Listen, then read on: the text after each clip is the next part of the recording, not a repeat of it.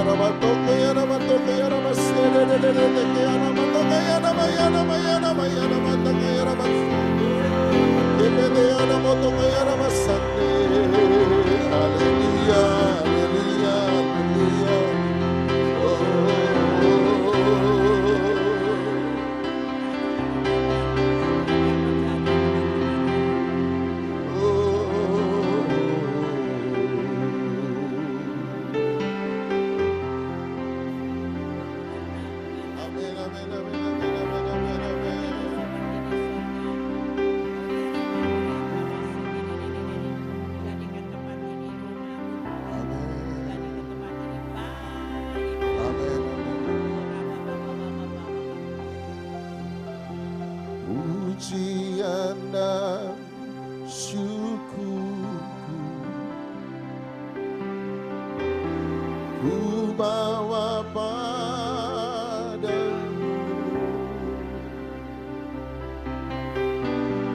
dengan rendah hati ku persembahkan.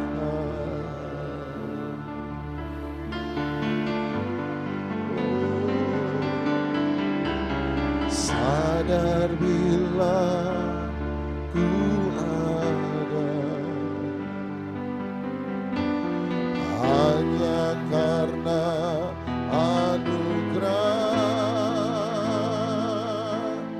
bukan karena kekuatanku.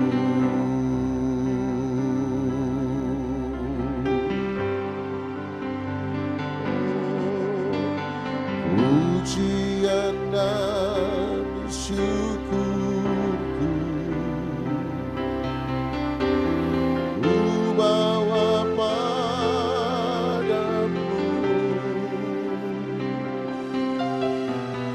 dengan segenap hati ku persembahkan.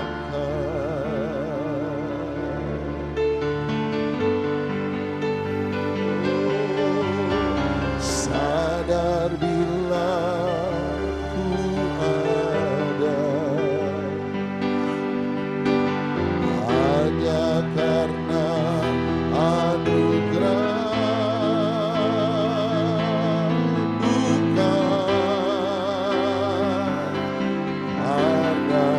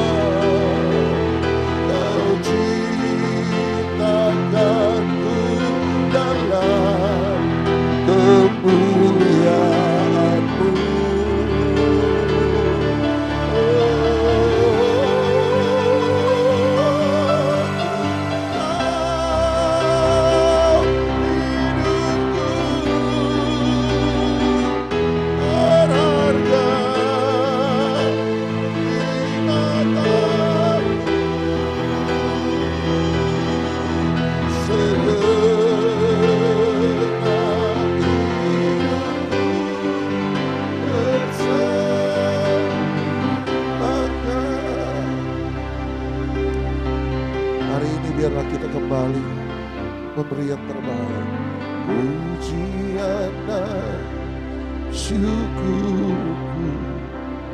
Oh, ku bawa padamu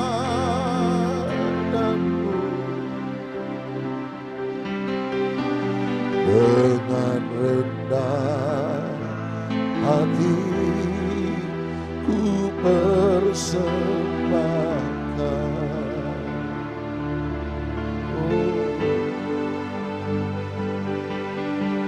Sadar bila ku ada hanya karena anugerah, bukan karena kekuatanku. Sekali lagi katakan pujian syukurku, pujian dan syukurku, ku bawa padamu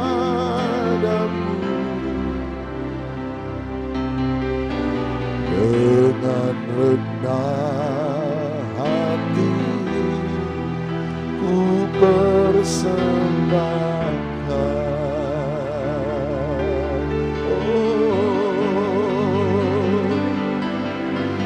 Sadar bila ku ada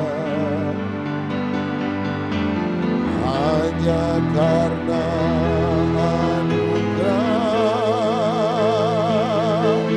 bukan karena kekuatanku.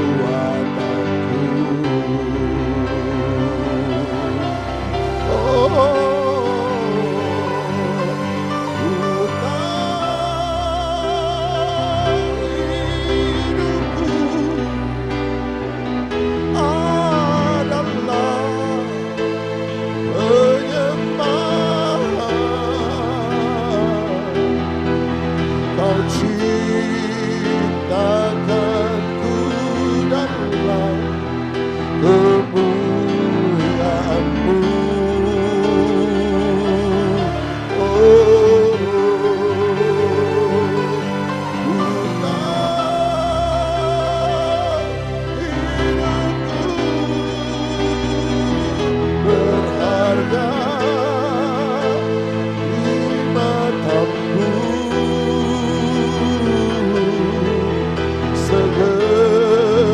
segenap hidupku bersembahkan.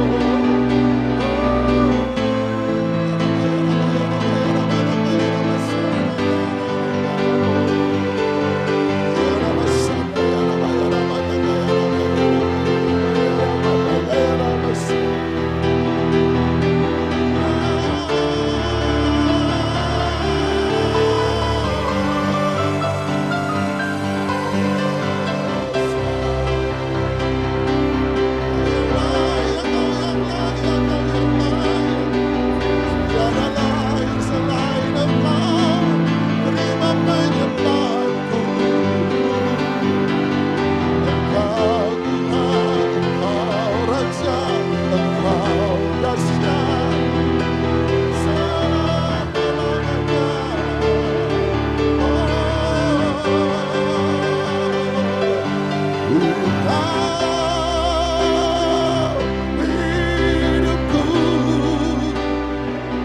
adalah penyembahan. Kau ciptakanku dalam kemuliaan-Mu.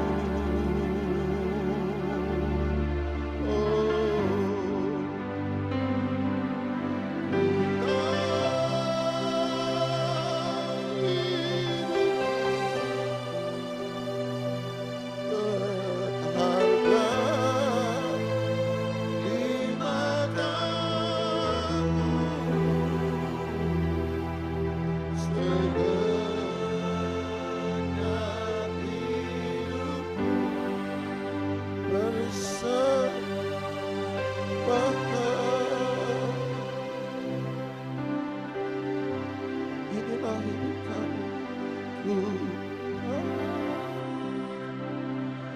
Hidupku adalah penyembahan. Kau ciptakanku dalam kemuliaan-Mu.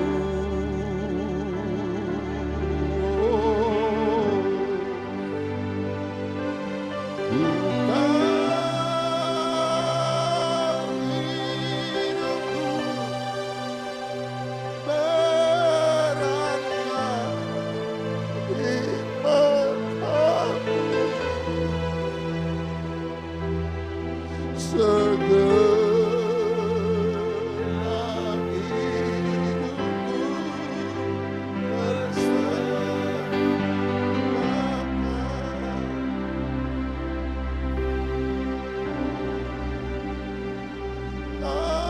persembahkan.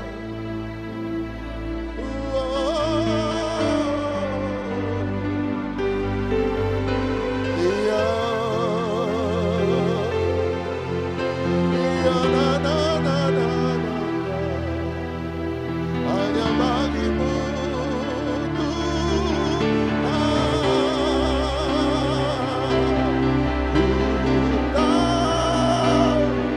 Hanya Engkau yang layak terima pujian.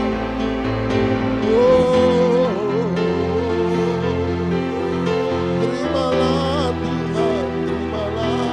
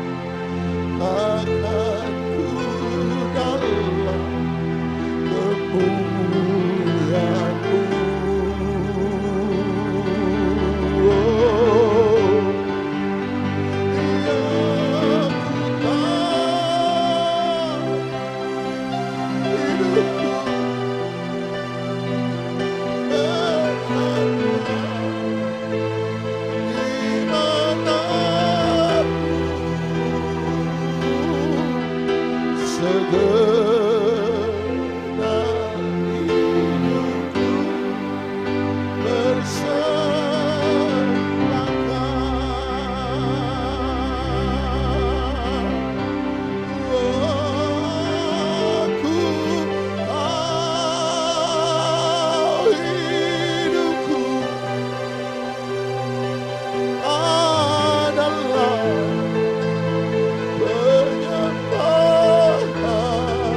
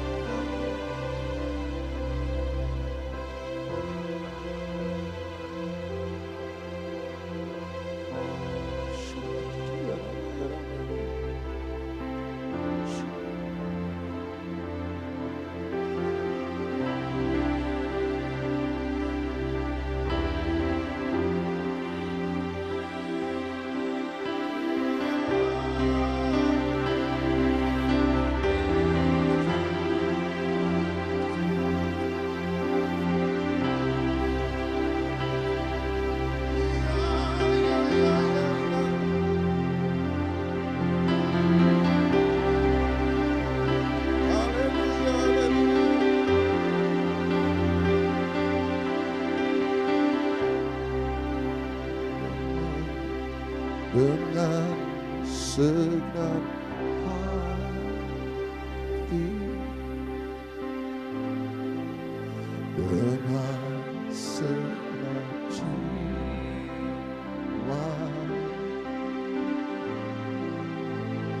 dengan kekuatanku,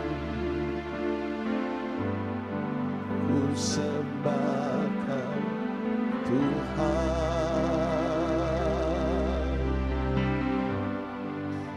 Dalam kekudusan-Mu, oh, ku angkat tanganku,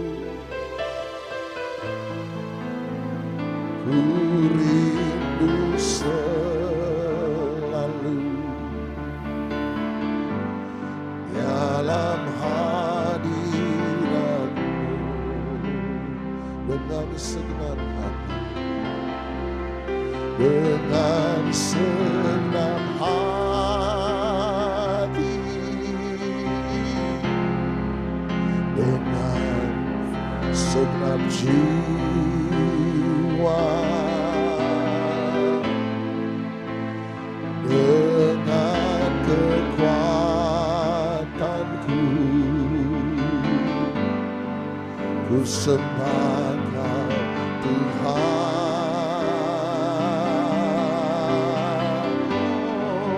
Dalam kekudusan-Mu, ya Tuhan, ku angkat tanganku, ku rindu selalu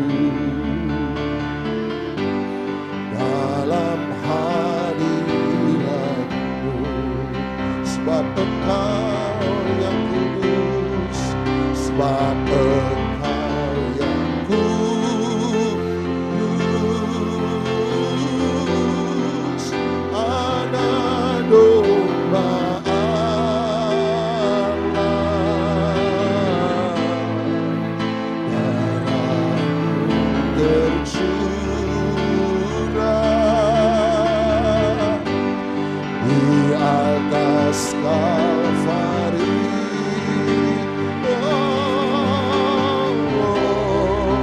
Sebab Engkau yang layak,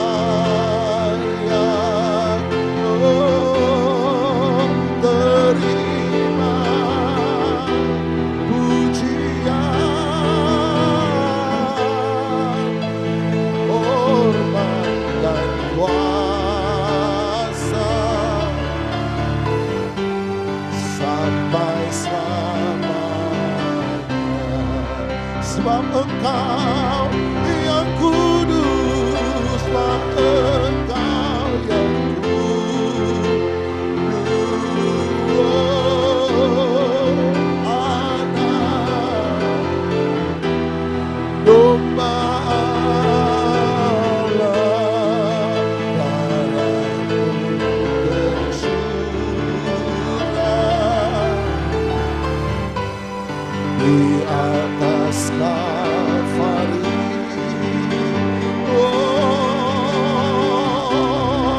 Sebab Engkau layak,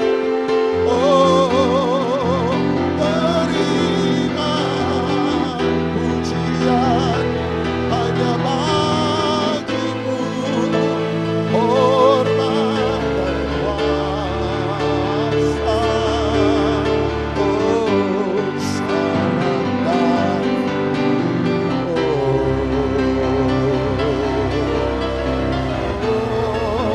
Sebab Engkau yang kudus,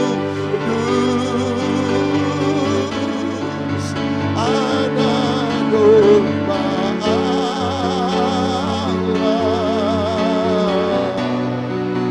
darah-Mu tercurah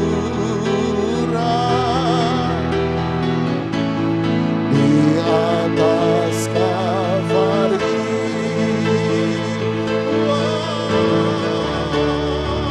Sebab Engkau layak,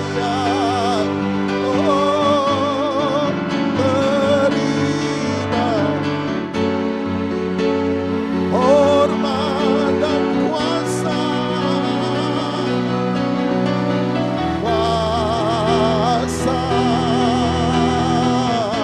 sampai selamanya.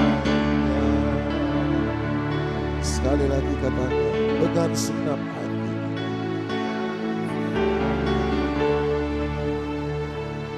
dengan segenap jiwa,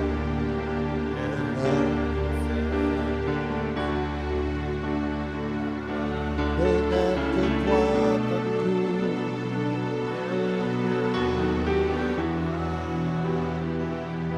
Kau ku sembah.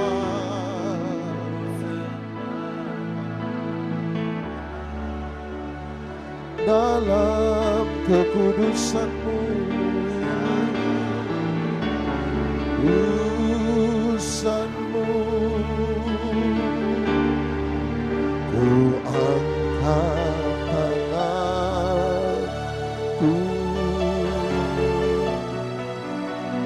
ku rindu selalu pada hadirat-Mu. Sebab Engkau yang kudus,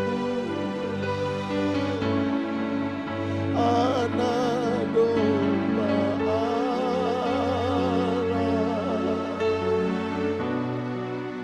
darah-Mu tercurah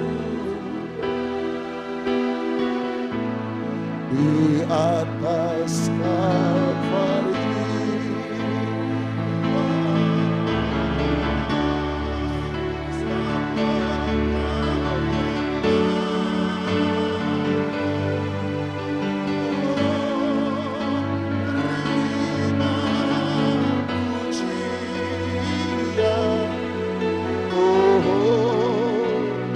Hormat dan kuasa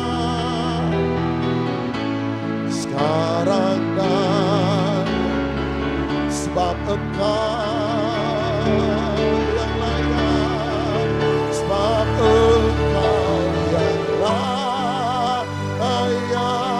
Oh, terima pujian.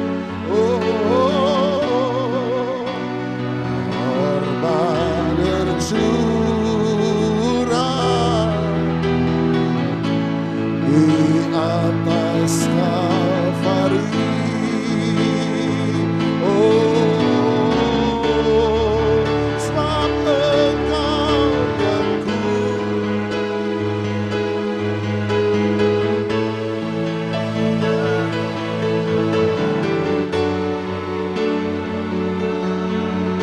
hormat dan kuasa.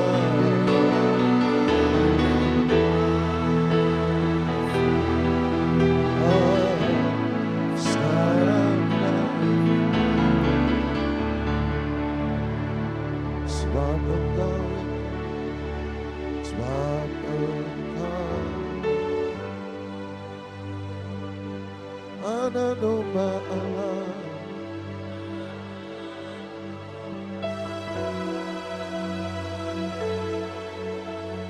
Darahmu tercurah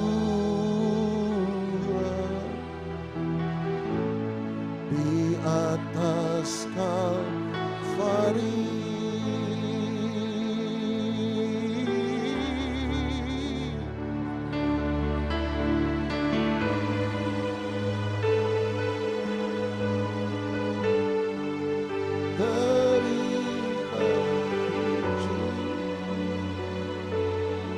Hormat dan kuasa.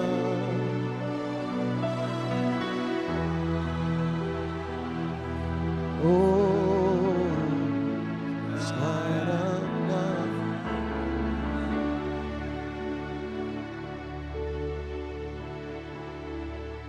sebab Engkau yang kudus, anak domba Allah. Oh, darahmu tercurah di atas Kalvari.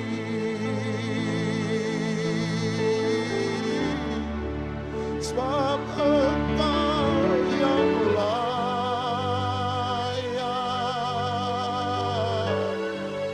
terima pujian. Oh, hormat dan kuasa sekarang dan selamanya.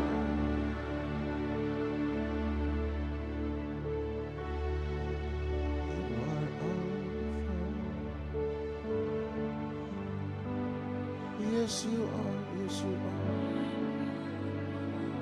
Thank you.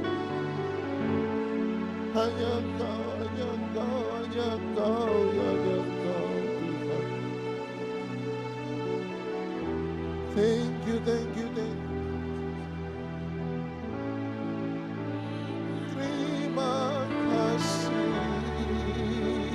Tiada yang lain, hanya Engkau.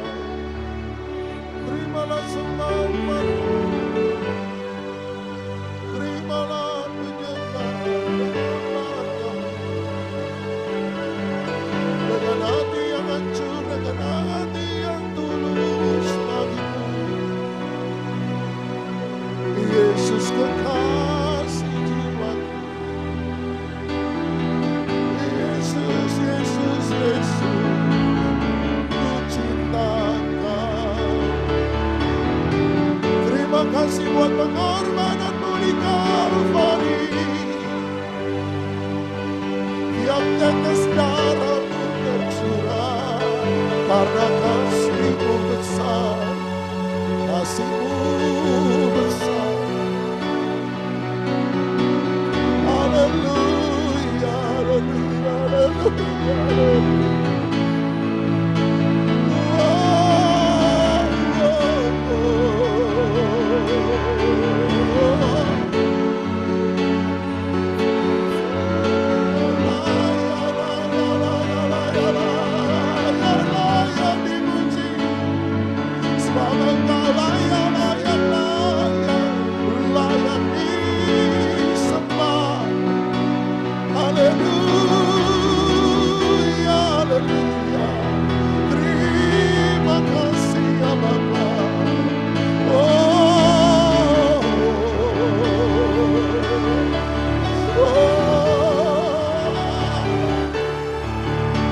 ku cinta Kau, Yesus, ku puji Kau, oh Yesus, ku sembah Kau, Yesus,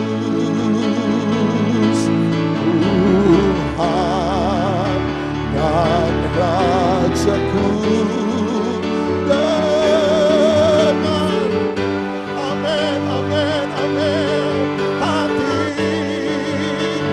dan dengan segenap jiwaku akan budi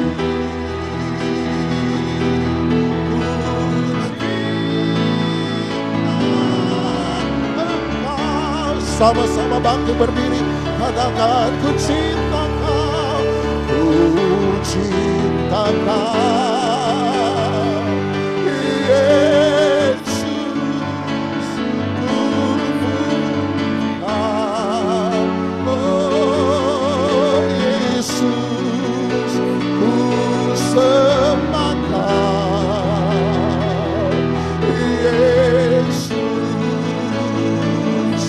Tuhan dan Rajaku.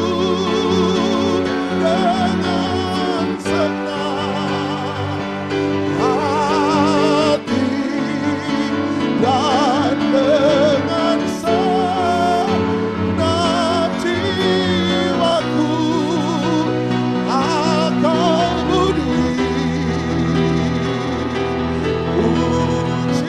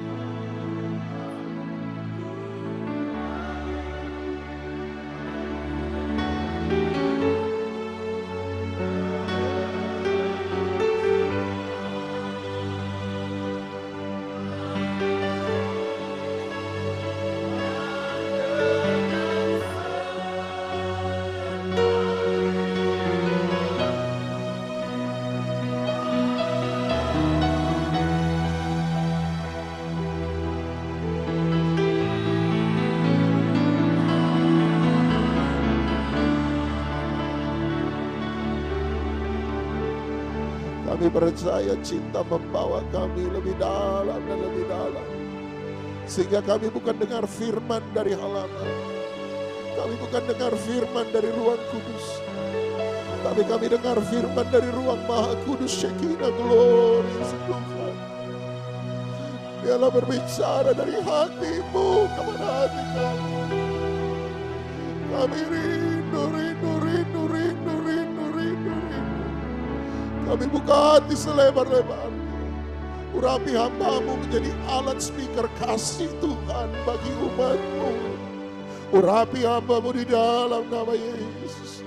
Kerinduannya, hubungannya dengan Engkau menjadi megafon yang memperkeras setiap pesan yang Dia sampaikan. Biar setiap kami kembali lagi dipanggil berbalik kepada Engkau. Setiap kami dipanggil untuk mendekat kepada Engkau. Satu langkah lebih dekat kepada Engkau. Satu langkah lebih intim dengan Engkau. Satu langkah lebih mencintai Engkau. Satu langkah lebih erat dengan Engkau. Satu langkah untuk makin dekat dalam hadirat-Mu. Satu langkah untuk masuk dalam tahta kasih karunia Allah sendiri. Satu langkah untuk mengalami pelukan-pelukan-Mu. Satu langkah untuk mengalami kemenangan demi kemenangan yang Engkau alami dalam hadirat-Mu. Satu langkah untuk mengalami penghiburan dari Tuhan. Satu langkah untuk mengalami kebebasan dari Tuhan. Satu langkah untuk melihat mujizat demi mujizat. Tapi terutama satu langkah pada hati-Mu. Satu langkah pada kerinduan-Mu. Satu langkah pada cinta-Mu. Satu langkah mendekat untuk mengalami pelukan-Mu. Satu langkah lebih dekat untuk mengalami belayan-Mu. Satu langkah lebih dekat. Seperti wanita pendarahan 12 tahun kami sementara menerobos. Seperti Bartimeus kami sementara berseru, Yesus anak Daud, kasihanilah aku. Tuhan, bawa kami kembali lewat firman-Mu. Bawa kami dekat dan dekat dan dekat. I love you. Jesus, I love you.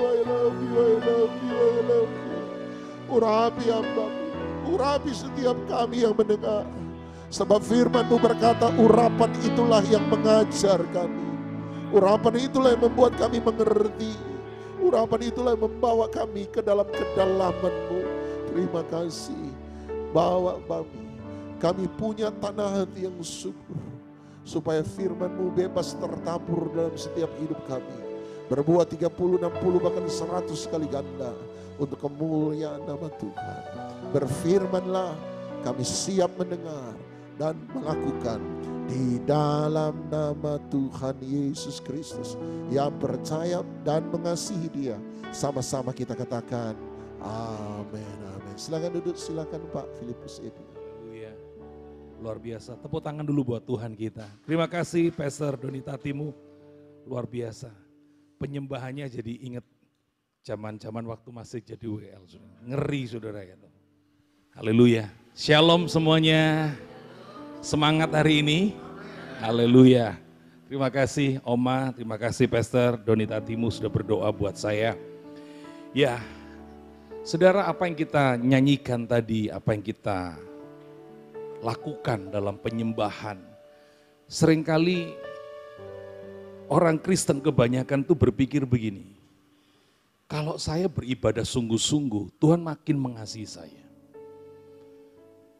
Banyak orang berpikir begini, kalau saya baca Alkitab lebih tekun lagi, Tuhan akan mengasihi saya. Kalau saya melayani lebih sungguh-sungguh lagi, Tuhan akan mengasihi saya. Saya mau katakan, Anda enggak berdoa, Anda enggak beribadah, Anda enggak melayani sungguh-sungguh, Allah tetap mengasihi saudara. Karena Allah itu kasih. Tetapi sekali lagi ingat, kalau Anda melakukan semuanya dengan sungguh-sungguh, Anda akan makin mengasihi Tuhan. Ini yang paling penting. Tuhan pasti mengasihi kita. Pertanyaannya, apakah kita makin mengasihi Tuhan? Ya, dalam tahun ini, ya, saya membawa jemaat kepada devoted, saudara ya. Makin setia dan makin berbakti kepada Tuhan. Nah, satu kali saya sedang duduk, saudara ya. Lalu saya itu membaca banyak sekali jemaat itu punya permohonan doa begitu. Saya baca di WA, karena mereka kan kirim di WA kan, saya baca begitu. Dari sekian puluh yang saya baca, saya merenung begitu di rumah saya. Lalu saya berpikir, sepertinya banyak jemaat yang tidak kenal Tuhan dengan baik. Saudara mengenal Tuhan dengan benar itu akan menolong saudara. Ini penting saudara. Murid saja sudah bersama-sama dengan Yesus, masih gak kenal loh. Itu sebabnya penting buat jemaat hari-hari ini lebih mengenal Tuhan daripada hamba Tuhan.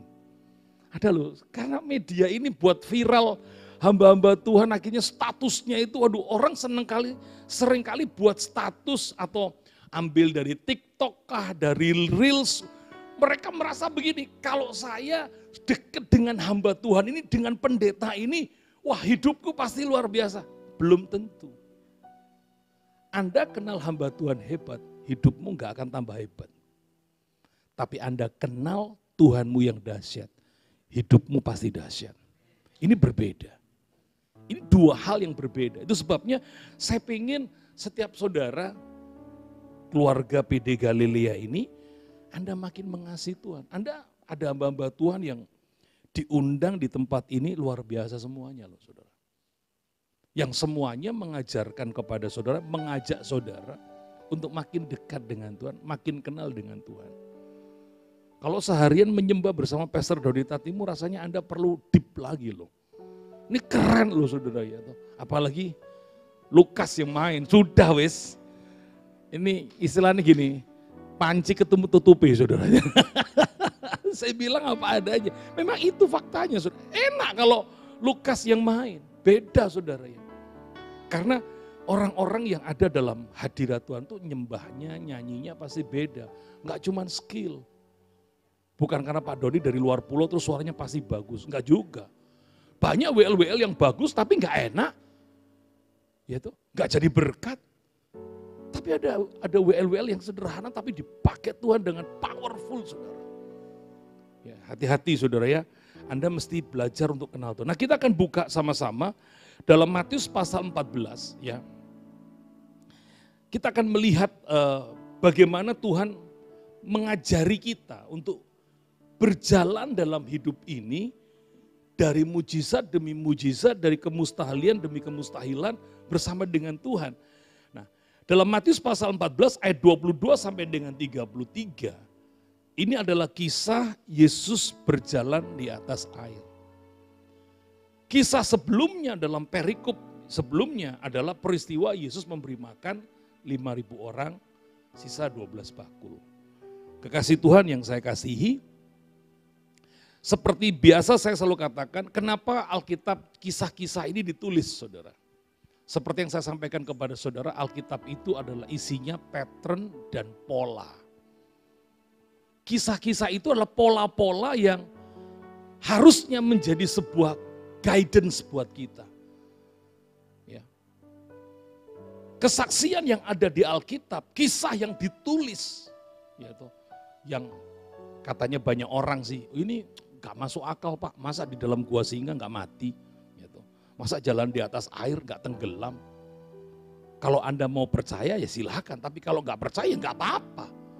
Tapi bagi saya Alkitab ditulis, kisah ini adalah kisah kehidupan. Makanya benar yang dikatakan almarhum Om Alek saudara ya. Alkitab itu bukan cuman true story, bukan cuma sejarah. Tapi dia juga adalah life story. Kisah-kisah kehidupan. Yang paling senang dari kalimat yang ketiga dari Om Alek adalah love story. Istilah ini cuma Pak Alek loh yang punya.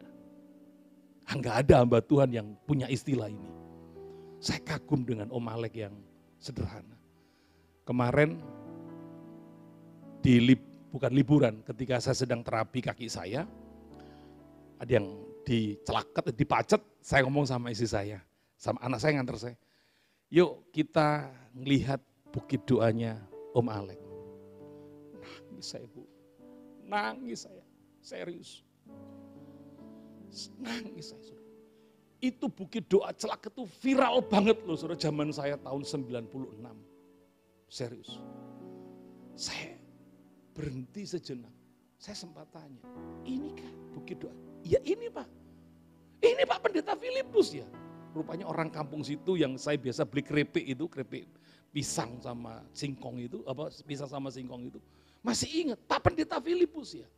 Ya ini Pak, Bukit Doanya.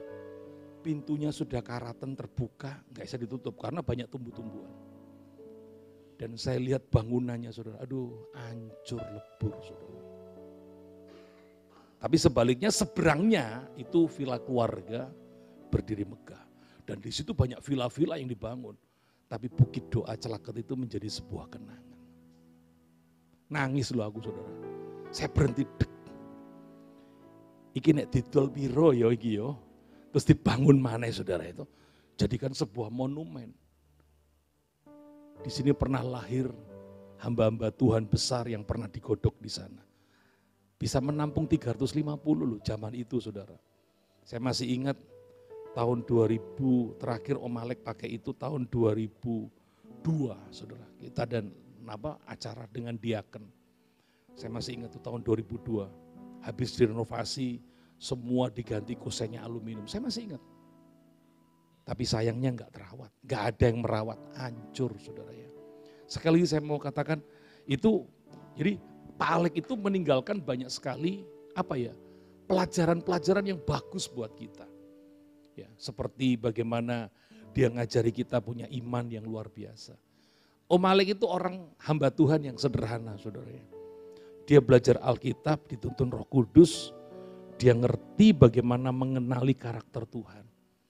Nah, saya sedang mengevaluasi lagi saudara, sedang mengingat kembali pelajaran-pelajaran yang disampaikan oleh Om Alek kepada saya. Jadi saya udah gak muda lagi, jadi saya ingin mengenang lagi perjalanan bersama dengan Om Alek. Lumayan loh, 20 tahun saya sama Om Alek saudara ya. Jadi saya ingat kata-katanya dia, yaitu Alkitab itu true story, life story, dan love story. Itu sebabnya kalau Anda membaca Alkitab, perhatikan baik-baik. Anda harus ikuti pola yang ada di sana. Jangan cuma sekedar, oh ini cerita saja. Kalau saya baca sebuah kisah, saya nggak cuma melihat, oh ini sebuah cerita, enggak. Tapi ada pesan yang sama-sama kita akan pelajari dari Yesus berjalan di atas air. Mari kita lihat ayat yang ke-22. Sesudah itu Yesus segera memerintah murid-muridnya untuk naik ke perahu dan mendahuluinya ke seberang. Sementara itu ia menyuruh orang banyak pulang. Jadi setelah peristiwa Yesus kasih makan sore itu saudara ya. Hingga menjelang malam dan kita harus segera pindah ke tempat yang lain dalam misi yang berbeda. Maka Yesus menyuruh murid-muridnya untuk menyeberang lebih dulu di Danau Tiberias atau Danau Genesaret saudara ya. Ada 4 nama. Dari nama danau ini nanti akan saya ceritakan buat saudara. Nah setelah mereka menyeberang apa yang terjadi, ayat 23. Setelah orang banyak itu disuruhnya pulang, Yesus naik ke atas bukit. Di tempat di pinggir di mana danau itu ada, itu banyak perbukitan. Kalau Anda pernah ke Holy Land, pasti Anda ingat di sana. Yesus naik ke bukit untuk berdoa seorang diri ketika hari sudah malam, ia sendirian di situ. Perahu murid-muridnya sudah beberapa mil jauhnya dari pantai dan diombang-ambingkan gelombang karena angin sakal. Nanti saya cerita. Kira-kira jam 3 malam datanglah Yesus kepada mereka berjalan di atas air. Ketika murid-muridnya melihat dia berjalan di atas air, mereka terkejut dan berseru, itu hantu. Lalu berteriak-teriak karena takut, tetapi segera Yesus berkata kepada mereka, tenanglah. Ini aku, jangan takut. Lalu Petrus berseru dan menjawab dia, Tuhan apabila engkau itu suruhlah aku datang kepadamu berjalan di atas air. Kata Yesus datanglah. Maka Petrus pun turun dari perahu dan berjalan di atas air mendapatkan Yesus. Tetapi ketika dirasanya tiupan angin keras, tiupan angin takutlah ia dan mulai tenggelam lalu berteriak, Tuhan tolonglah aku. Segera Yesus mengulurkan tangannya memegang dia dan berkata, hai orang yang kurang percaya, mengapa engkau bimbang? Lalu mereka naik ke perahu dan angin pun redalah. Dan orang-orang yang ada di perahu menyembah dia, katanya, sesungguhnya engkau anak Allah. Diberkati kita yang membaca firman, mengerti dan melakukan. Anda melihat kisah ini seperti sebuah kisah, Yesus nyuruh murid-murid berjalan lebih dulu, lalu dia berdoa, lalu muncul angin, lalu Yesus mendemonstrasikan kuasanya, selesai. Bukan itu, saudara. Saya menyimpulkan kisah ini dengan satu judul khotbah saya adalah Ragumu Rugimu. Saya sengaja mengambil judul ini adalah sebuah kata-kata para marketing, saudara ya, yang seringkali menawarkan robot trading, saudara ya. Saya masih ingat, ini marketingnya robot trading selalu pesannya ini Pak, kalau kamu ragu kamu rugi, kalau kamu ambil sekarang kamu untung. Nah makanya saya pakai ini untuk menolong saudara supaya engkau nggak ngalami kerugian dengan keraguanmu. Nah saudara, apa yang kita lihat di sini, kita tahu bahwa Tuhan itu tahu jalan kehidupan kita. Amin. Dia tahu beberapa jam ke depan, beberapa menit ke depan, beberapa saat ke depan, dia tahu. Karena memang dia Tuhan yang menyertai kehidupan kita. Ketika murid disuruh untuk pergi lebih dulu, Yesus bukan tidak tahu bahwa di depan sana akan ada masalah. Anda tahu angin sakal itu adalah angin yang bertiup dari arah depan. Nah karena di sana itu di Danau Tiberes itu ada banyak gunung saudara. Ketika saya dalam perjalanan ya makan ikan petrus yang menyusuri Danau Tiberias, kalau kita lihat, pada ini udah berapa kali Pak? Baru satu kali.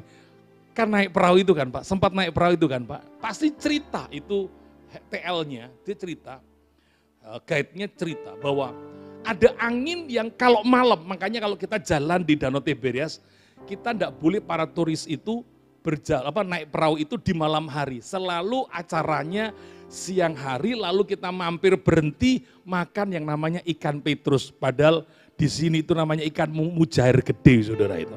Gitu. Tapi di sana namanya ikan petrus, itu larangnya amit-amit saudara ya. Satu paket makan ikan petrus itu satu orang dikenakan 200.000. Padahal iwak itu murah banget saudara ya. Tapi di sana cuman dikasih kentang sama dikecuti jeruk gitu tok saudara. Wes ngono tok cara makannya, digoreng, dikecuti jeruk sama kentang goreng. Wes kalau sambel, makanya peserta Indonesia itu kalau pada rute itu makan ikan petrus, lintasi Danau Tiberes dulu, yaitu bawa sambelnya masing-masing dibuka di restoran saudara. Lalu dioles-oles di situ saudara. Kalau enggak, Anda nggak bisa makan, cuman gitu toh. Digoreng anyep, cuman dikecuti jeruk sama kentang goreng. Nah yang saya mau ceritakan adalah kita itu enggak boleh melintasi Danau Tiberes itu kalau malam hari saudara. Karena akan dipastikan muncul namanya angin sakal, angin yang bertiup dari arah depan. Yang itu penyebabnya adalah angin kecepit dari antara gunung itu. Anda pernah tahu kisah bagaimana ketika Yesus bersama dengan para murid, yang Yesus tertidur tuh saudara, itu juga sama, angin sakal yang mengombang-ambingkan. Karena kalau begitu angin itu kecepit di antara gunung, itu bisa menimbulkan pusaran yang pertama, bisa menimbulkan gelombang yang cukup besar. Itu sebabnya ketika Yesus menyuruh mereka menyeberang lebih dulu dan itu hari sudah sangat malam, Yesus tahu di depan sana pasti mereka punya masalah. Dalam hidup ini Tuhan tahu segala yang sedang akan kita hadapi. Tetapi kalau saudara melakukan apa yang dikehendaki Tuhan dalam hidup ini, Anda nggak perlu takut. Tuhan pasti sudah tahu resikonya di depan dan Tuhan pasti bisa mengambil alih. Ini pelajaran yang luar biasa. Buktinya apa? Yesus setelah malam itu jam 3, Yesus tahu pasti murid-murid mengalami masalah ini. Yesus tahu, gak usah diberitahu. Yesus itu ahli, dia ngerti alam ini saudara. Sekalipun para murid ini seorang nelayan dulunya, mereka tahu resiko yang akan mereka hadapi. Yesus jauh lebih tahu bagaimana cara mengatasi masalah. Masih ingat ketika para murid waktu itu masih menjadi penjala ikan. Waktu pertama kali ketemu dengan Yesus, mereka setelah sepanjang malam gak mendapat ikan. Yesus mendekati mereka. Adakah padamu lauk pauk? Lalu apa jawab mereka? Sepanjang malam kami ini menangkap ikan. Tapi tidak ada satupun yang bisa kami tangkap. Lalu kemudian Yesus berkata, bawa perahumu sedikit agak jauh. Lalu tebarkan ke sebelah kanan. Lalu apa yang terjadi? Saya percaya pada waktu mereka mendengar perkataan Yesus. Waktu mereka belum kenal siapa Yesus. Mereka hanya kenal seorang nabi Allah. Seorang guru, seorang Mesias. Mereka belum menjadi pengikut. Sepanjang malam kami sudah menangkap ikan. Tapi karena engkau yang menyuruhnya, kami akan lakukan. Pada waktu mereka membawa perahunya sedikit agak jauh. Lalu mereka menebarkan jala di sebelah kanan. Mereka menangkap ikan yang jumlahnya sangat besar. Sesuatu yang tidak masuk akal terjadi di siang hari. Karena orang atau seorang nelayan selalu menangkap ikan di malam hari, pulang di pagi hari. Itu sebabnya kalau Anda lihat ketika Yesus menyuruh mereka berjalan lebih dulu, menyeberang lebih dulu. Dan ketika mereka taat, lalu ketemu dengan masalah di depan, Anda nggak perlu takut. Harusnya nggak perlu takut. Tuhan itu adalah Tuhan yang bertanggung jawab. Kalau Anda kenal karakter Tuhan, Anda sudah lakukan firman Tuhan, Anda sudah taat melakukan bagianmu, lalu ketemu dengan masalah kehidupan, Anda nggak perlu takut. Anda nggak perlu bimbang, Anda nggak perlu seperti orang yang tidak percaya, seperti para murid ini. Sampai Yesus menegur mereka, hai kamu orang yang kurang percaya. Kenali karakter Tuhan itu jauh lebih penting hari-hari ini. Baca Alkitab lebih dalam lagi dan lebih dalam. Jangan seneng dengar khotbah, saudara. Wah khotbah ciami itu, wah khotbah ciami. Khotbah ciami nggak akan mengubah hidup saudara. Tapi firman yang kau mengerti dan kau lakukan, itu akan menolongmu di masa-masa yang tepat. Tuhan tidak pernah terlambat. Amin saudara. Yesus bukan tidak tahu kesukaran yang akan kita hadapi. Bahkan dalam Matius pasal 6, hal kekhawatiran Tuhan ungkapkan kepada kita. Bahwa dalam hidup ini semua orang pasti butuh makan, minum, pakai. Tapi jangan kamu seperti orang yang tidak percaya kata Tuhan. Alkitab katakan, Bapamu yang di sorga, Matius pasal 6 ayat 32b. Bapamu yang di sorga tahu bahwa kamu memerlukan semua. Kenali karakternya Tuhan dulu.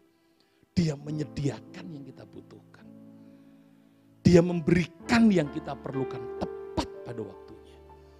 Bahkan dikatakan di ayat yang ke-33 yang sangat viral, tetapi carilah dahulu kerajaan Allah dan kebenarannya.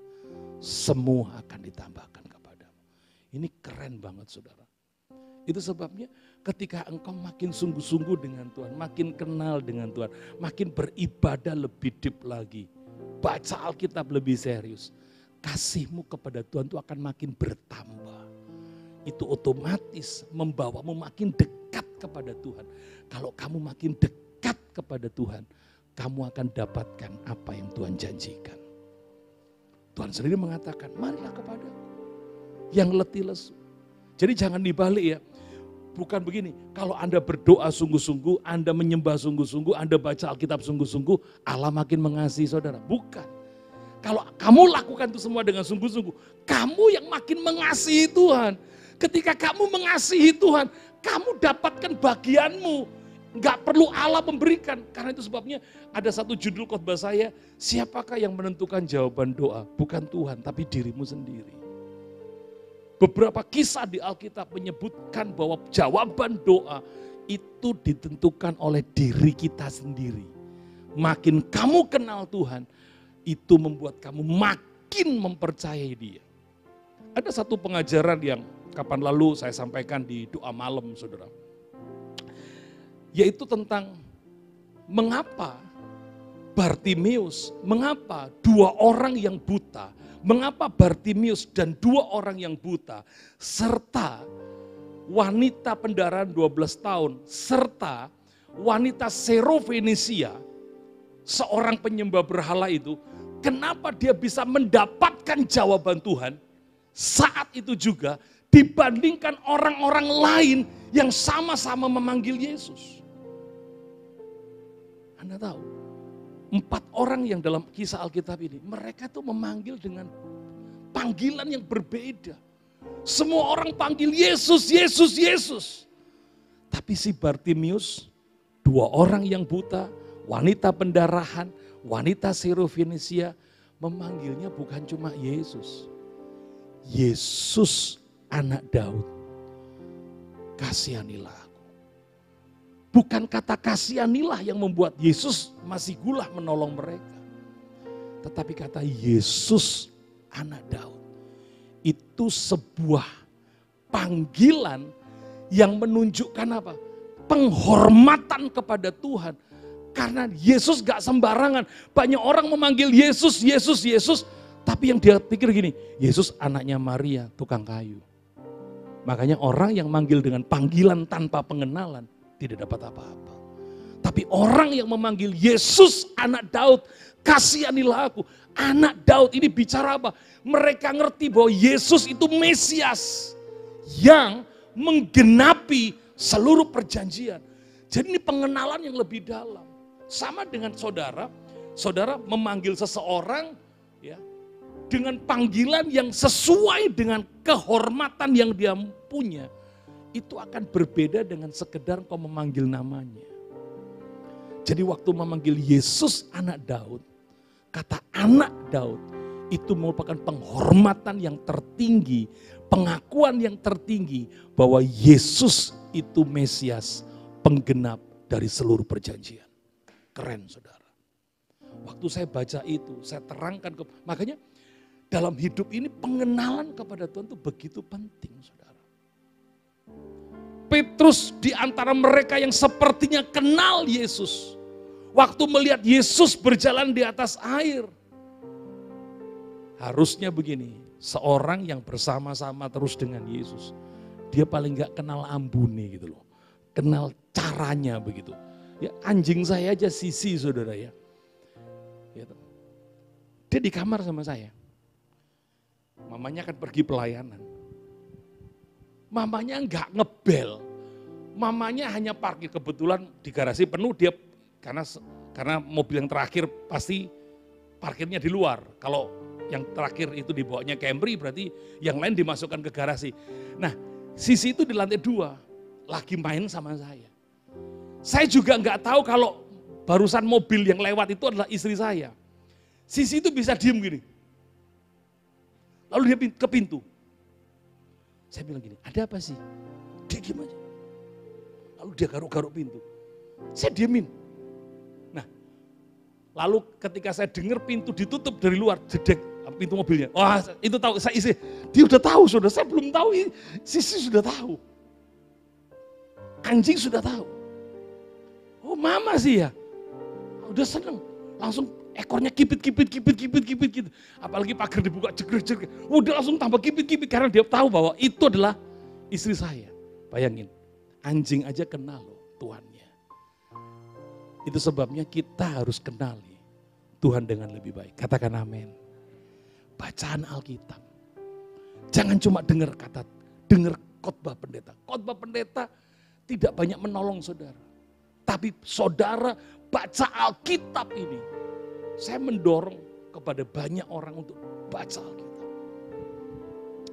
Saya nggak pernah ngajari istri saya khotbah. Dia cuma lihat kebiasaan saya. Satu kali dia ngomong begini, beberapa tahun lalu, Pak, bu aku ajar rono, Pak, pelajaran Alkitab. Saya bilang, tak kasih tugas ya, baca Amsal, baca Mazmur, baca Yohanes. 3 kitab ini dulu Anda harus kuasai. Kenapa Amsal? Amsal adalah kitab yang mengajari kita bagaimana kita berperilaku dengan sesama. Itu Amsal. Makanya kalau Anda mau belajar karakter, belajar attitude, belajar etika, integritas, baca kitab Amsal. Anda akan jadi orang-orang yang keren. Lalu kalau Anda ingin belajar bagaimana Anda menghargai Tuhan, melayani Tuhan, menempatkan Tuhan dengan benar, itu kitab Mazmur. Nah kalau Anda ingin belajar tentang Yesus secara lengkap, itu di kitab Yohanes. Ketika 3 kitab ini Anda sudah ulang, paling enggak Amsal 2 kali, Mazmur 2 kali, kemudian Yohanes 2 kali, baru Anda baca kitab Kejadian sampai Wahyu. Anda akan mudah mengerti kisah dan jalan cerita yang Tuhan sedang rancang. Karena itu Alkitab itu isinya adalah rencana Tuhan yang begitu besar. Nah, ketika saya berkata kepada istri saya beberapa tahun lalu, kamu punya tugas ini dulu. Lalu saya buat grup baca Alkitab 7 tahun lalu, saudara. Lalu saya bilang begini, kamu mau nggak kelola grup baca Alkitab ini? Siap. Jadi mau nggak mau setiap hari 3-5 pasal dia baca. Bersama dengan grup yang ada. Sampai dia ini punya sekarang ini sudah total grup yang dia pimpin 26 grup. Satu grup itu 100 orang. Seluruh Indonesia, saudara. Karena kan ketok tular begitu. Wah, dia tambah katam Alkitab, saudara itu. Beberapa kali sih hanya cuma tanya gini, Pak, saya ketemu dengan ayat ini saya nggak ngerti. Saya bilang, coba kamu baca dari terjemahan yang lain. Dia baca. Kemudian, coba kamu baca di pertanyaan-pertanyaan Alkitab. Saya berikan aplikasinya, nih jawab. Kamu coba di sini. Akhirnya dia belajar sendiri. Tambah pintar, saudara itu ya. Pengetahuannya itu loh. Tambah lama saya bilang gini, kamu mau sekolah Alkitab? Mau kalau kamu temani. Loh yang apa gimana, ngulangi lagi aku. Terus kamu belajar aja. Sudah, online saja. Kuliah online begitu. Akhirnya dia kuliah online. Wah, kuliah online dosennya kewalahan, saudara. Karena apa? Dia justru buat pertanyaan-pertanyaan yang gak bisa dijawab sama dosen, saudara itu. Waktu dia mau buat pertanyaan gini, ini kurang tajam, kasih pertanyaan begini. Nanti dosennya bisa jawab enggak? Nanti kalau bisa jawab, bilang sama dosennya, suruh tanya sama Pak Filipus, nanti Pak Filipus akan ceritakan semuanya. Apa yang terjadi, saudara? Akhirnya dia tanya sampai dosennya begini, Pak Filipus yang tanya ya itu. Enggak, saya enggak tanya.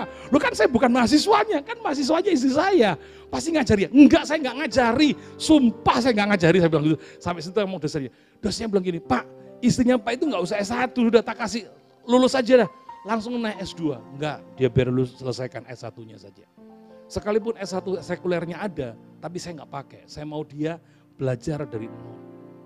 10 tahun perjalanan dia mengenal Tuhan. Saya bangga, saudara. Jadi istri yang benar-benar ngerti firman. Saudara. Saya kagum sama dia. Makanya khotbah-khotbahnya dia tajam-tajam, saudara. Saya nggak perlu ngajari lagi. Saya bisa fokus kepada yang lain, pelayanan yang lain, misi yang lain. Sementara dia bisa handle apa yang ada di gereja. Saya bersyukur. Pengenalan akan Tuhan itu penting bagi setiap kita. Katakan penting. Lewat apa kita kenal Tuhan? Lewat Alkitab.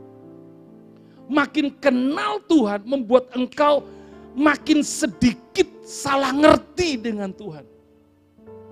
Karena salah ngerti dengan Tuhan membuat engkau gak presisi dengan apa yang Tuhan mau.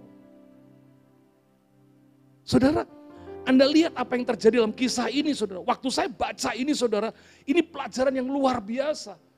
Bahwa murid-murid waktu ketemu dengan angin sakti, mereka seperti tidak percaya bahwa ada Tuhan yang bersama.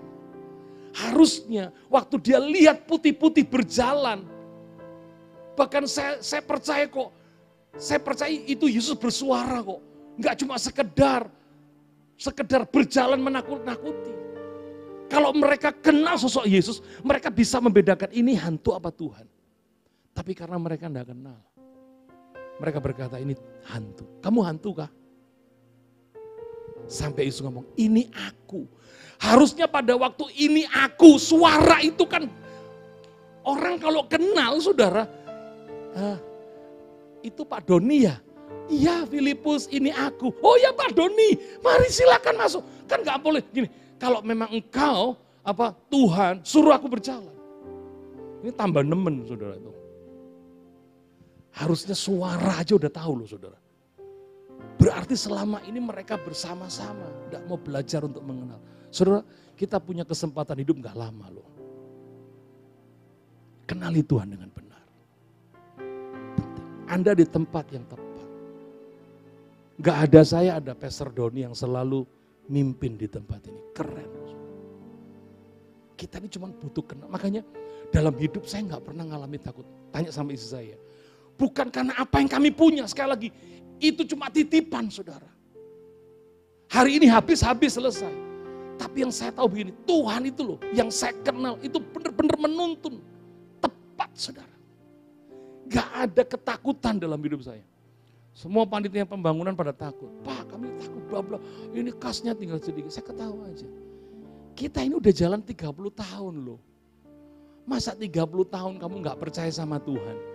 Iya Pak, tahun lalu kan beda Pak. Tahun-tahun dulu kan harga masih sekian. Sekarang kan harganya sekian. Mau harga berapapun, saya sering kali katakan begini. Tuhan itu mau nolong kita 1 M dengan 1 juta itu sama mudahnya. Menyembuhkan sakit pandu dengan sakit kanker sama mudahnya. Bagi Tuhan gak ada masalah. Masalahnya itu adalah di diri kita sendiri.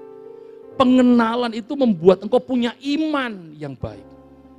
Tapi kalau engkau tidak punya pengenalan, bagaimana engkau bisa mempercayai Tuhan? Bahkan ketika Yesus berkata, silakan kamu jalan Petrus. Harusnya waktu dengar Yesus ngomong begitu kan, mereka tidak perlu ragu lagi. Oh iya ya udah, aku percaya deh. Silakan Yesus Mas naiklah ke perahu. Selesai. Tapi saya percaya kisah ini ditulis untuk mengingatkan kita. Supaya kita menjadi pribadi yang tetap percaya. Makanya Tuhan pernah berkata, berbahagialah kamu yang tidak pernah melihat aku, tapi kamu percaya. Kitalah angkatan yang tidak pernah lihat sosok Yesus. Tapi jangan sampai kita nggak percaya. Ayo kita percaya. Amin saudara. Ke depan ini kita nggak ngerti loh saudara. Tapi percayalah, Tuhan selalu baik buat kita. Ingatlah semua kebaikan-kebaikan yang pernah Dia lakukan dalam hidupmu. Itu akan menolongmu untuk tidak takut dalam hidup ini. Kalau kau pernah punya pengalaman disembuhkan, dan kau hari ini ngalami sakit, percayalah Tuhan yang sama sanggup menyembuhkan saudara. Kalau kau pernah gak ada, lalu tiba-tiba Tuhan tolong sehingga ada yang kau perlukan. Hari ini kalau engkau mengalami itu lagi, percayalah Tuhan yang sama bisa mengadakan yang tidak ada menjadi ada. Sangat mungkin. Dalam hidup ini saudara, saya sudah ketemu dengan berbagai macam persoalan. Makanya kadang-kadang kalau saya jalan sama istri, diem-diem gitu nih. Lalu kita baca pergumulan jemaat. Saya nangis saudara. Kita pernah lewati ini mah, ayo kita kuatkan dia. Saya telepon, saya ngomongin begini, saya ceritain begini. Kamu percaya enggak? Percaya Pak Filipus. Pernah ngalami ini kamu? Pernah Pak, dulu Pak udah lama. Percayalah, Tuhan yang sama akan melakukan buat kamu. Yes, saya doakan dan dia bangkit kembali imannya, kenal Tuhan dan dia akhirnya dapat pertolongan. Saudara, di depan sana ada banyak kesukaran, Anda nggak perlu takut. Jangan cepet-cepet cari Pak RT, saudara. Seperti iklan obat batuk. Pak RT, jangan begitu ya. Anda punya Tuhan yang luar biasa. Sebenarnya dia nggak pernah tinggalkan saudara, sebenarnya. Tapi karena kita nggak kenal, kita ini merasa ditinggal. Saya senang dengan ungkapannya Daud tuh loh di Mazmur 121. Tuhan itu berdiri di sebelah tangan kananku. Ini paling gampang saudara. Jadi kalau saudara bisa gini, Tuhan di mana ya? Ingat ayat itu, di sebelah tangan kananku. Ada Tuhan di sini. Jadi nggak takut lagi. Ketemu dengan masalah, ada Tuhan di tangan kananku, di sebelah tangan kananku. Ada 3 ayat saudara yang saya tutup dengan 3 ayat ini yang selalu saya ucapkan setiap hari saudara. Yang pertama itu di Filipi 4 ayat yang ke-13. Saudara, kalau saya baca Filipi 4 ayat yang ke-13, yang pertama ini ayat hafalan saya sejak tahun 2000 saudara ya. Saya masih ingat karena saya dilahirkan dari keluarga yang biasa saudara. Jadi saya itu punya ayat-ayat yang untuk menguatkan diri saya. 3 ayat, Filipi 4 ayat yang ke-13, Filipi 4 ayat 19, dan Amsal 10 ayat 22. Kalau Anda suka ikut morning worship di live Instagram BMC Sumurlut, saya selalu menyampaikan ini di akhir mau doa berkat selalu mengucapkan 3 ayat. Nah, kenapa Filipi pasal 4 ayat yang ke-13 saya ucapkan? Segala perkara dapat kutanggung dalam Dia yang memberi kekuatan kepadaku. Saudara, kalau ayat ini engkau hafalkan, waktu engkau ketemu dengan masalah mau besar, mau kecil, mau sederhana, langsung ingat ini. Segala perkara dapat kutanggung bersama Dia dan di dalam Dia. Kuat lagi. Filipi 4:19, Allahku akan memenuhi segala keperluanku menurut kekayaan dan kemuliaannya dalam Kristus Yesus. Dalam hidup kita pasti punya kebutuhan. Butuh ini, butuh ini. Kadang-kadang buru-buru kita, wah siapa yang bisa kita utangin ya? Siapa yang kita bisa sambati? Siapa yang bisa kita pinjemi gitu loh. Ya jangan sekali lagi jangan kepinjol ya kalau nggak pengen acur hidup kita saudara ya. Saya pernah nolong pendeta kelit pinjol Pak. Pinjemnya waktu pandemi. Dia punya yayasan. Kan zaman pandemi gak ono sing nyumbang Pak. Kan gak ono sing nyumbang tuh. Dia bingung, ini anak-anak mesti kasih makan apa. Semua sudah dijual. Lah dia mau sambat teman-teman tuh sungkan. Kok ya lupa sama saya dia. Lalu dia pinjol, gampang. 5 juta pertama. Gampang ya, cuman foto-foto cekrek-cekrek. Dia transfer ke rekening, wah seneng. Enggak taunya 2 hari kemudian muncul tagihannya. Ya, cicilan pertama, dia stres. Akhirnya dia pinjam lagi pinjaman online yang lain untuk nutup ini. Akhirnya gali lubang, tutup lubang, gali lubang, tutup lubang, gali lubang, tutup lubang. Sampai mumet 3 bulan, 175 juta. Bunganya tok, dia tuh cuma pinjam 10 juta. Muter 3 bulan itu saudara, 175 juta. Bingung dia. Lah, saya taunya dia kena pinjol, tiba-tiba saya ada telepon masuk saudara ya toh.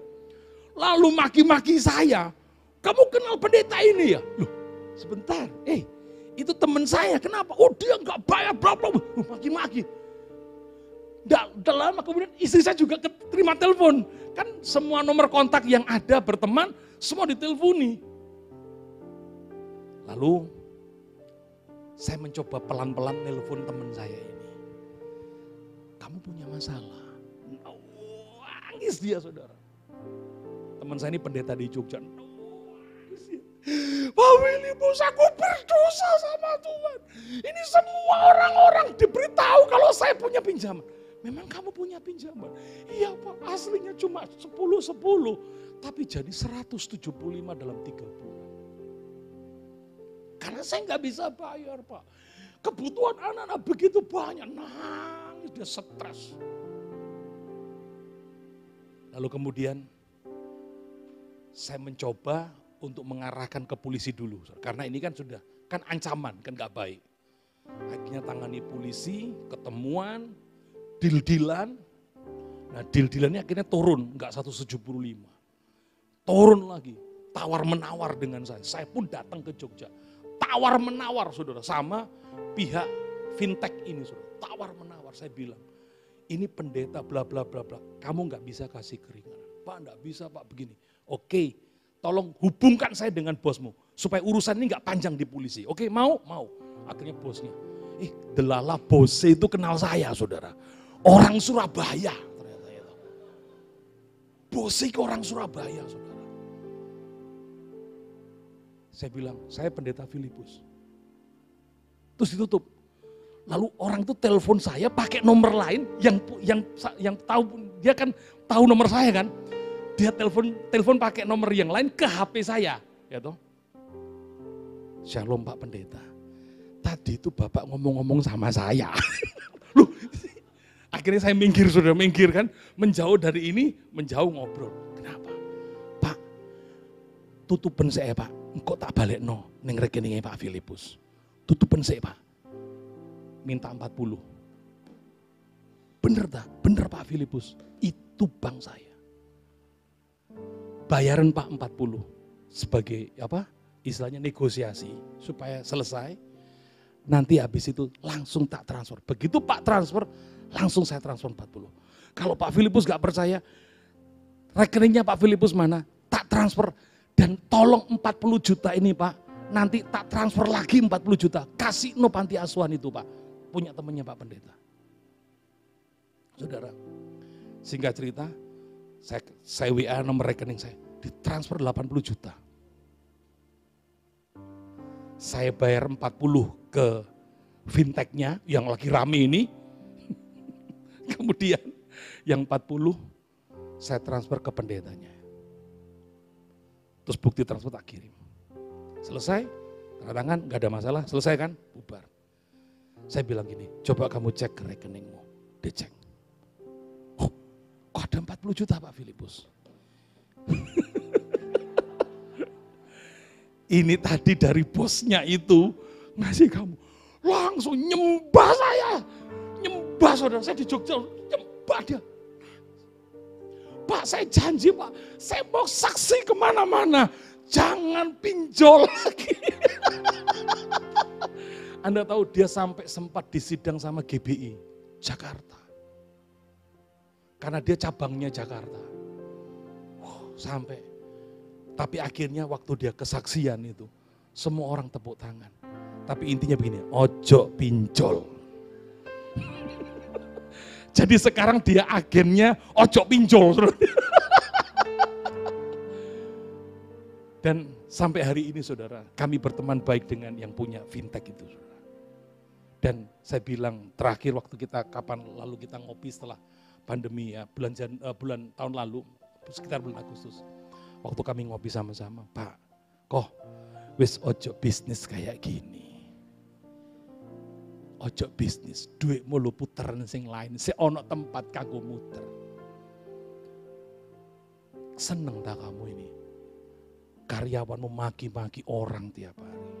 Dan kamu makan uang dari riba. Kamu itu udah kaya, mati gak dibawa. Ketemuan ngopi tambah sedih, nangis mana. Gitu. Tapi akhirnya kita berteman baik, sampai hari ini berteman baik. Dan setahu saya dia udah tinggalkan bisnis pinjol ini saudara. Tapi sekali lagi saya mengatakan, Tuhan itu loh, kenali karakter Tuhan, penting. Amin. Amin saudara. Yuk, percaya. Tuhan tahu kesukaran di depan. Kenali dia, percayai dia. Dan engkau akan mendapatkan yang terbaik dari dia. Tuhan tidak pernah tinggalkan kita. Kita angkat pujian Allah mengerti, Allah peduli. Banyak perkara yang tak dapat ku mengerti. Mengapakah harus terjadi di dalam kehidupan ini? Satu perkara yang simpan dalam hati, tiada sesuatu kan terjadi tanpa Allah peduli. Allah mengerti, Allah peduli segala persoalan yang kita hadapi. Tak akan pernah ku bergumul sendiri, sebab Allah mengerti, Allah mengerti, Allah mengerti.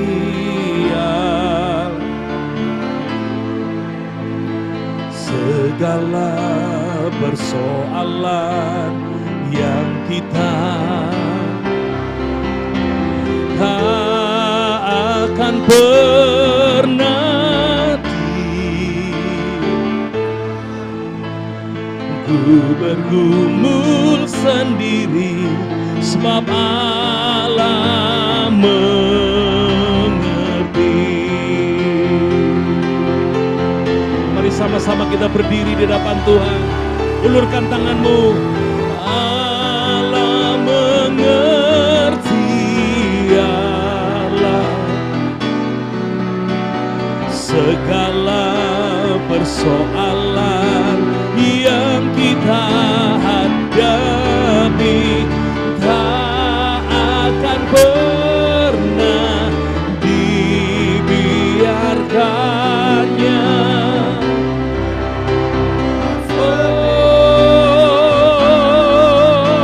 Allah mengerti.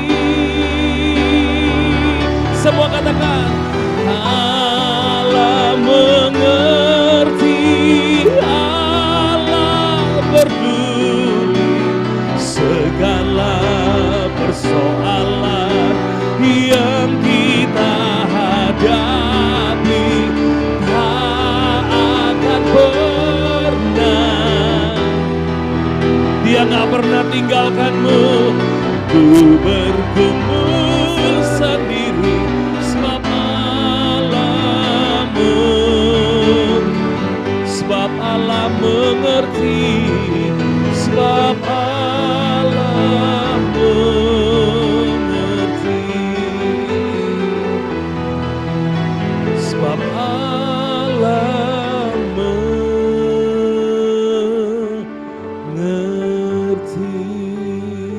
Biarkan musik saja. Taruh tangan saudara di dada.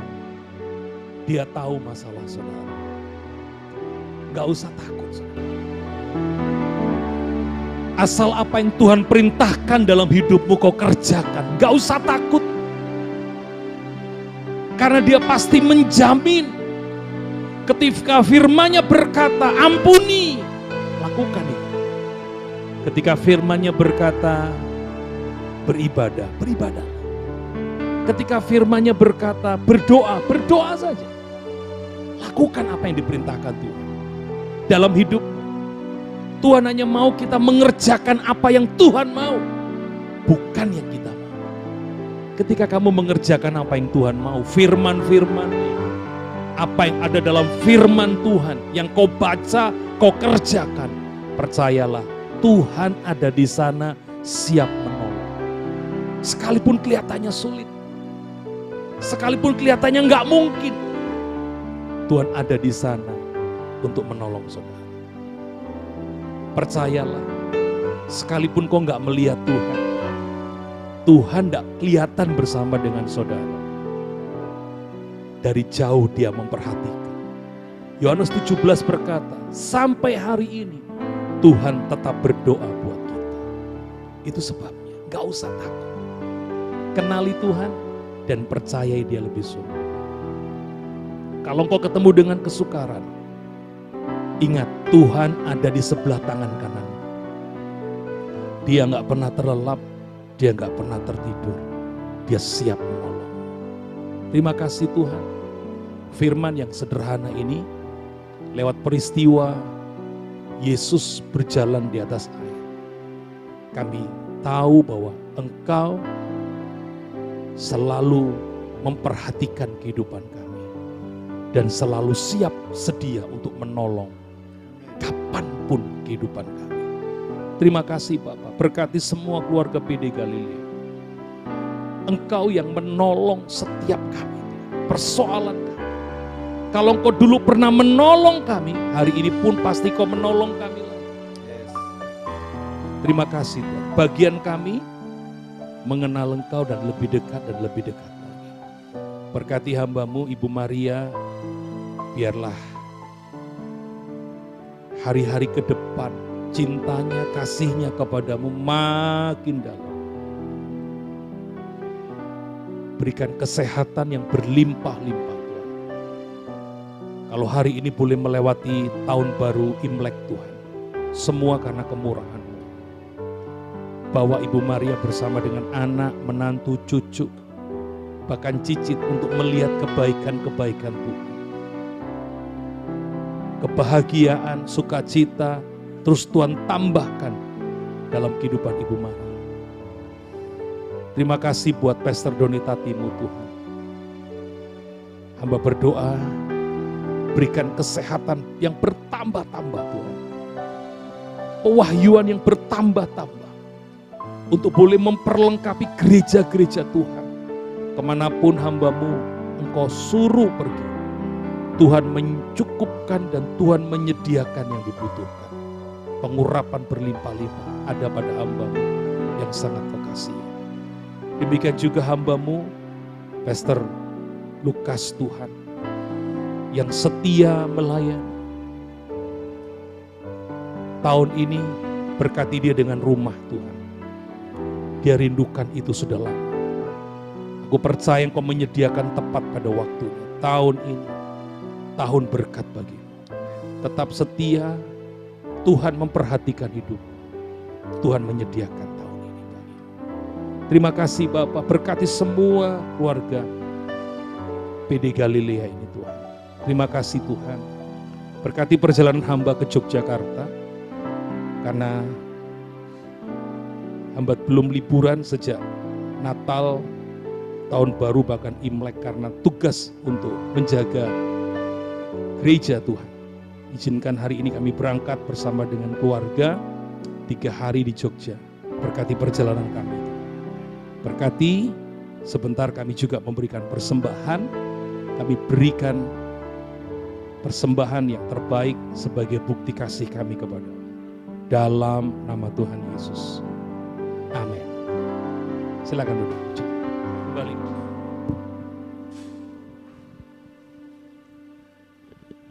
Terima kasih Pak Filipus Edi. Diberkati oleh firman Tuhan. Amin.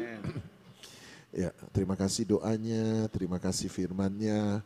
Kita percaya bahwa Tuhan adalah Tuhan yang dahsyat. Ya, sambil persembahan nanti akan dijalankan, diberikan. Beri yang terbaik bagi Tuhan. Bagi Anda yang ada online, Anda bisa mempersembahkan persembahan untuk ibadah hari ini lewat nomor rekening yang tertera. Jadilah orang yang dekat dengan Tuhan, sebab orang yang dekat sama orang yang tidak dekat perlakuannya selalu beda gitu ya. Alkitab tadi saya baca, waktu sama murid, Yesus memerintahkan, Yesus memberi mandat. Kalau Tuhan perintah dia yang jamin. Ya, kalau orang banyak disuruh pulang. Jadi di sini dikasih makan, setelah pulang tidak dijamin dikasih makan. Ya, kalau murid diberi perintah berarti dibawain makanan gitu ya. Saya percaya kita bukan orang banyak, tapi kita mau belajar dekat jadi murid-murid Yesus yang mengenal Tuhan makin dalam. Mari kita bangkit berdiri, kita tutup ibadah hari ini. Yang membelah laut, yang teduhkan badai, yang mustahil pun terjadi, karena kuasa-Mu yang pegang hidupku, yang buka jalan bagiku. Kau pembuat mujizat sejati,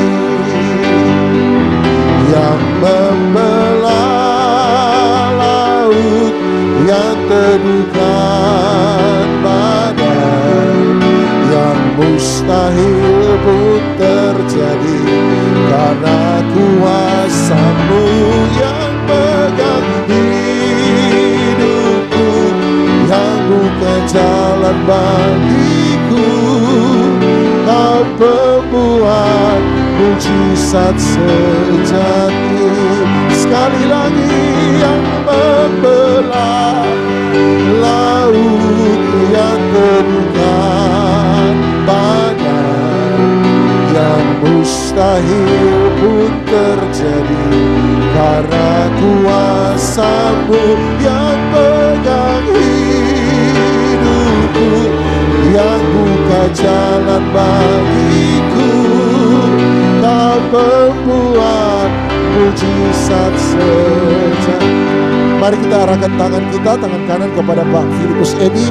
Kami memberkati beliau, kami memberkati keluarganya, perjalanannya pergi dan pulang, dijaga, dilindungi, diberkati Tuhan. Selama ada di sana, di Yogyakarta, kami percaya dia menikmati setiap penyertaan Tuhan, menikmati setiap berkat Tuhan, menikmati setiap hadirat Tuhan. Kami percaya tetap menjadi berkat bagi banyak orang yang dia temui di sana. Kami percaya dikembalikan dengan segala selamat, keluarganya, rumah tangganya, jemaat yang dia layani, orang-orang di sekitarnya menjadi orang-orang yang diberkati lewat keberadaan beliau dan seluruh keluarganya. Terima kasih, kami percaya bahwa PD Galilea Ministry mengalami berkat yang sama, penyertaan Tuhan yang sama. Makin dalam, makin dalam, makin dalam, makin dalam, kami makin mengenal Tuhan, kami makin sungguh-sungguh dengan Tuhan. Dan kami percaya ada perjanjian yang Tuhan buat dengan kami. Ada ikatan yang dahsyat yang Tuhan buat dengan kami.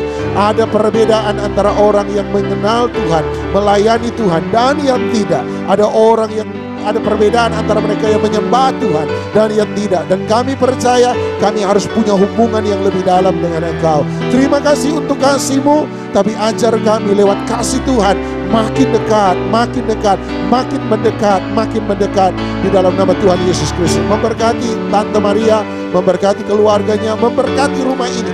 Hadirat Tuhan turun. Siapapun yang masuk, mereka melihat ada perbedaan, ada hadirat Tuhan yang dahsyat, dan penyertaan Tuhan akan menyertai engkau. Kiranya Tuhan memberkati, melindungi engkau. Tuhan menghadapkan wajahnya dan memberikan engkau kasih karunia. Tuhan menghadapkan wajahmu kepadanya, wajahnya kepadamu, dan memberikan engkau damai sejahtera. Biarlah tinggal tetap berkat daripada Allah Bapa, cinta, kasih sayang, kasih karunia, syafaat daripada Tuhan kita Yesus Kristus, persekutuan, penghiburan, kekuatan, sukacita, damai sejahtera, kemenangan, hikmat, wahyu, urapan daripada Roh Kudus menyertai kita, menjadikan kita terang di tengah-tengah kegelapan, garam di tengah-tengah ketawaran, kesaksian bagi mereka yang terhilang, penghiburan bagi mereka yang meneteskan air mata, menjadikan kita kekuatan bagi mereka yang lemah, dan menjadikan kita berkat bagi mereka yang membutuhkan.